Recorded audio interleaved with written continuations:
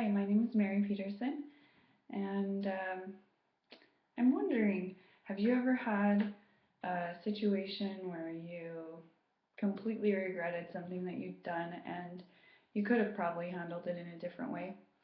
Well, that was my situation with this story that I'm going to tell you. About a few years ago, I was working at a construction company, and I had a coworker in particular that I was working with, and she, in all her emails to everybody that she worked with, she would write in all caps.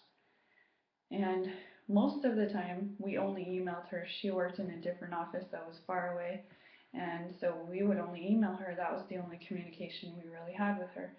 So when you're only getting all caps emails, sometimes it can come across as she's mad or something's really, really urgent or something like that. So she would always write in caps, and everybody around the office knew about it, and we kind of joked about it a little bit. Well, one day, in particular, she emailed me, and it was in all caps, and I I thought it would be funny to forward it to one of my coworkers, which wasn't a good idea, but I thought it would be funny to forward it to him, and so I started the email, and I said, "It looks like she's really mad at me today," and forwarded and sent the email. Little did I know, I didn't check what I had pushed, but I had pushed reply. So I replied to her email thinking I was sending it to this coworker. So that's really not good. Wasn't a good thing to do. Um, so she got this email that was intended to go to my coworker. She was kind of offended, and she emailed me back and was confused, and she didn't understand what I was trying to say to her.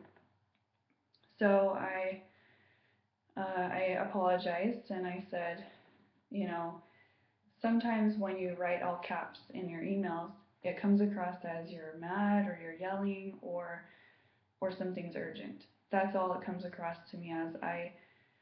I think to most people it comes across that way. So maybe you could change that a little bit. So she wrote me back and she said, I didn't realize that that was what I was doing, and she said that she would change. So she did, and she worked on it as the days went on and while we worked together. So it helped.